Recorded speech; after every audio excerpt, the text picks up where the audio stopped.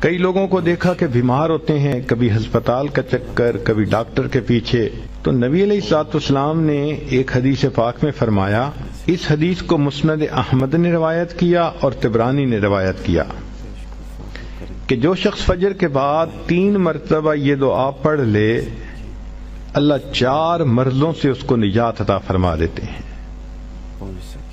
امید ہے کہ مستورات توجہ سے یہ بات سنیں گی اور اس کی اہمیت کو ذرا سمجھیں گی کہ جو شخص فجر کے بعد 3 مرتبہ یہ آیت پڑھ لے تو اللہ تعالیٰ اس کو 4 بڑے بڑے مرضوں سے بچائیں گے۔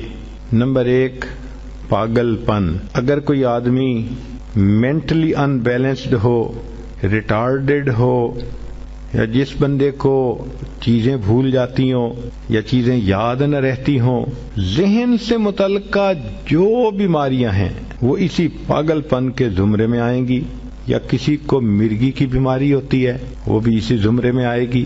تو پہلی بیماری جو اللہ تعالیٰ دور کرتے ہیں وہ ہے پاگل پن، اور دوسری بیماری کوڑ پن۔ کوڑ پن کہتے ہیں چہرہ بدصورت ہو جانا۔ یہ بھی ہو سکتا ہے کہ برس کی بیماری ہو جائے، جیسے بعض عورتوں کو جلد بالکل سفید ہو جاتی ہے اور عجیب بدنما چہرہ ہو جاتا ہے، یا کئی مرتبہ جسم پہ تل اتنے نکل آتے ہیں، دانے اتنے نکل آتے ہیں کہ چہرہ بدنما ہو جاتا ہے، یا چہرے پر داغ پڑ جاتے ہیں کالے رنگ کے۔ تو چہرے پہ داغ پڑیں، چہرے پہ دانے بنیں، یا چہرے پہ برس کے نشان پڑیں، کوئی بھی چیز ہوگی وہ اسی کوڑ پن کے زمرے میں شامل ہوگی جس سے کہ چہرہ انسان کا بدصورت ہوتا ہو۔ یہ بیماری بھی اللہ دور فرما دیں گے۔ اب جن بیچاریوں کو بیوٹی پارلر پہ جانے کا شوق رہتا ہے اور اپنے فیس پہ پتہ نہیں کیا کیا پروسیس وہ کرواتی ہیں، تو ان کو تو چاہیے کہ وہ اس آیت کو یا اس فکرے کو بار بار پڑھیں تاکہ اللہ تعالیٰ ان کے چہروں کی خوبصورتی دیر تک سلامت رکھیں۔ اور تیسری چیز ہے اندھا پن۔ اندھے پن سے مراد یہ کہ آنکھوں کی بینائی ہی چلی گئی، یا آنکھوں میں موتیا بند آ گیا، یا آنکھوں پہ اینک لگانی پڑ گئی۔ یہ سب ایک ہی بیماری کی تفصیلات ہیں۔ تو جن کی نظر کمزور وہ بھی پڑھ سکتی ہیں، یا جن کو لینز لگانے پڑتے ہیں، کنٹیکٹ لینز صحیح یا کوئی اور، اس مصیبت سے بھی جان چھوٹ گئی، اور جن کی بینائی چلی گئی اللہ ان کے لیے بھی آسانیاں فرما دیتے ہیں۔ تو پاگل پن کی بیماری ختم، کوڑ پن کی بیماری ختم، اندھے پن کی بیماری ختم، اور چوتھا فرمایا فالج کی بیماری ختم۔ فالج ایک تو ہوتا ہے کہ انسان کا ہاتھ یا پاؤں کام ہی نہ کریں، اور ایک یہ بھی ہوتا ہے کہ اتنی ویکنیس کہ عورت کہتی ہے مجھ سے تو کھڑا ہی نہیں ہوا جاتا، میرے پاؤں سن ہو جاتے ہیں، میرے ہاتھ سن ہو جاتے ہیں۔ یہ ساری چیزیں کمزوری اور فالج کی ابتدائی سٹیجز ہیں، تو یہ سب چیزیں ٹھیک ہو جاتی ہیں۔ اب بتائیں کہ اتنی بڑی بڑی بیماریوں سے جس بندے کو بچنے کی خوشخبری مل رہی ہو تو وہ تو پھر اس عمل کو کیے بغیر رہ ہی نہیں سکتا۔ اور یہ عمل دیکھو چھوٹا کتنا ہے۔ وہ جو فکرہ فرمایا حدیث میں وہ ہے سبحان اللہ العظیم وبحمدہ ولا حول ولا قوت الا باللہ۔ اتنا سا فکرہ پڑھنے پر اللہ چہرہ بھی پر نور بنا دیتے ہیں، میموری بھی تیز کر دیتے ہیں، اللہ تعالیٰ بینائی بھی تیز کر دیتے ہیں، اور اللہ تعالیٰ جسم میں طاقت بھی بھر دیتے ہیں۔ یہاں تک تو نیکیاں کمانا، گناہوں کو بخشوانا، فرشتوں کی دعائیں لینا، غمزدہ دل کو تسلی ملنا، اور بیماریوں سے محفوظ ہونا، اس طرح کے عمل بتائے تھے۔ قرآن مجید میں اللہ رب العزت نے حکم فرمایا وَاسْتَغْفِرُ اللَّهَ، استغفار کرو۔ ہمارے اکابر یہ معمول بتاتے ہیں روزانہ، استغفر اللہ ربی من کل ذنب واتوب الیہ۔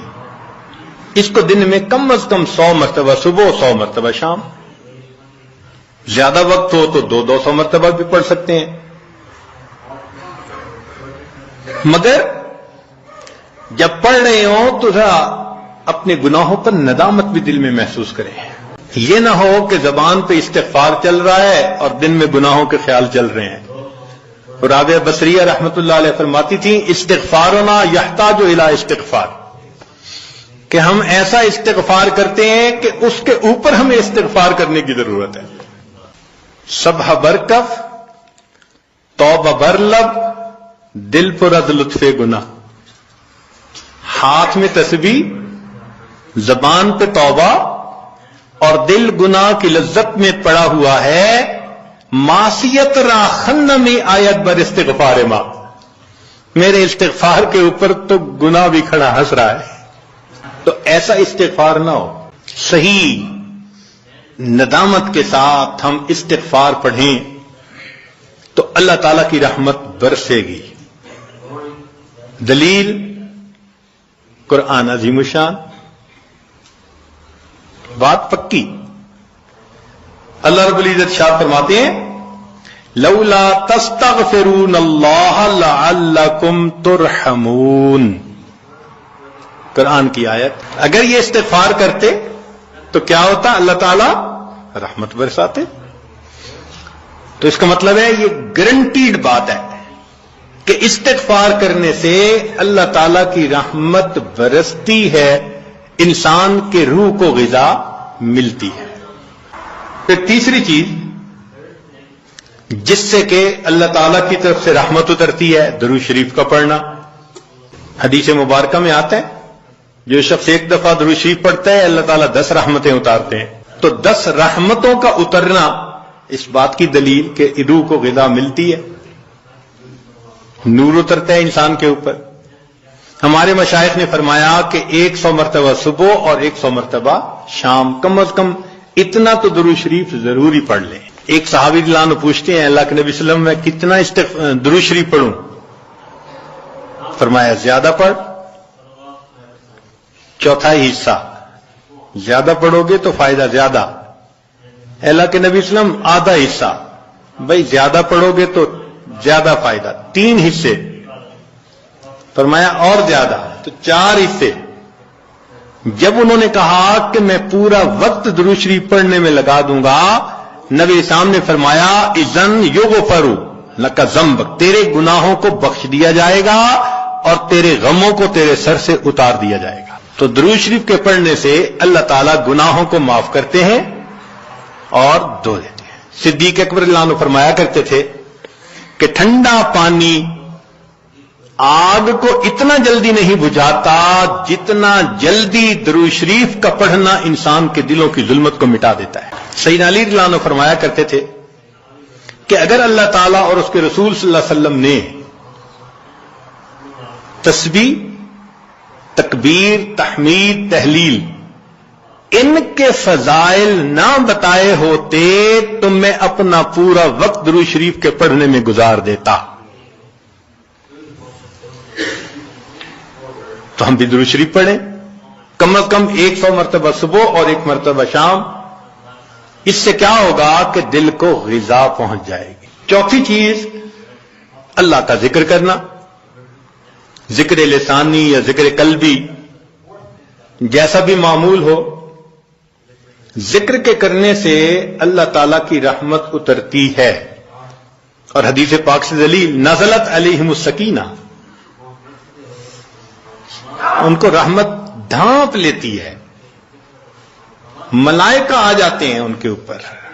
جہاں لوگ مل بیٹھتے ہیں مختلف جگہوں سے آئے ہوئے اللہ کو یاد کرنے کے لیے، تو ذکر کرنے سے سکینہ کا نازل ہونا بھی اس بات کی دلیل کہ انسان کے دل کو غذا ملتی ہے. ذکر سے ذات کی محبت بھی پیدا ہوتی ہے. جتنا جس چیز کا تذکرہ زیادہ کریں اتنا اس سے محبت ہوتی ہے. تو کثرت ذکر کا حکم اس لیے کہ اس سے اللہ رب العزت کی محبت انسان کے دل میں پڑتی ہے. یہ نغمہ فصل گل و لالا کا نہیں پابند، بہار ہو کے خزاں لا الہ الا اللہ. ہمیشہ ذکر کرنا ہے، ہر وقت کرنا ہے. موسموں کے بدلنے کا اس پہ اثر نہیں ہوتا. اس لیے ہمارے اکابر صبح شام کا کچھ وقت تھا جس میں تنہائی میں بیٹھ کے اللہ کا ذکر کثرت کے ساتھ کیا کرتے تھے. پھر پانچویں چیز جس سے کہ انسان کے اوپر رحمت اترتی ہے وہ ہے اتباع سنت. جتنا ہر عمل سنت کے مطابق ہوتا جائے گا اتنا اللہ کی رحمت ہم پہ برستی جائے گی. جتنا ہر عمل سنت کے مطابق. اس لیے ہمارے سلسلہ آگیا نقشبندیہ میں بیعت ہونے کے بعد پہلا کام یہی بتاتے ہیں، ہر کام کو سنت کے مطابق کرنا ہے. سر کے بالوں سے لے کے پاؤں کے ناخنوں تک اپنے آپ کو سنت کے مطابق ڈھالنا ہے. کیوں؟ ایک تو اجر ہے، ایک قرب ہے، اللہ کی محبوبیت ملتی ہے، اور تیسرا یہ چیز انسان کے روح کی غذا بھی ہے. دلیل قرآن عظیم الشان میں سے ارشاد فرمایا اطیعوا اللہ والرسول لعلکم ترحمون. اللہ اور اس کے رسول کی اطاعت کرو تو کیا ہوگا؟ تمہارے اوپر رحمت برسے گی. تو اتباع سنت سے بھی انسان پر رحمت برستی ہے. پھر چھٹی چیز اہل اللہ کی صحبت اختیار کرنا. قرآن مجید میں تو حکم دیا گیا یا ایھا الذین آمنوا اتقوا اللہ وکونوا مع الصادقین. یہ کونوا حکم ہے، اور حدیث پاک میں بھی حکم دیا گیا. نبی علیہ السلام نے ارشاد فرمایا علیکم بمجالسۃ العلماء واستماع کلام الحکماء فإن اللہ تعالی یحیی القلب المیت بنور الحکمہ کما یحیی الارض المیت بماء المطر. کہ جس طرح بارش کے اترنے سے اللہ مردہ زمین کو زندہ کر دیتے ہیں، اسی طرح اہل اللہ کی حکمت بھری باتوں سے اللہ دلوں کو زندہ فرما دیتے. تو دلوں کو غذا کا ملنا حدیث سے ثابت. اس لیے تو فرمایا کہ انسان کہیں نہ کہیں اپنا تعلق جوڑے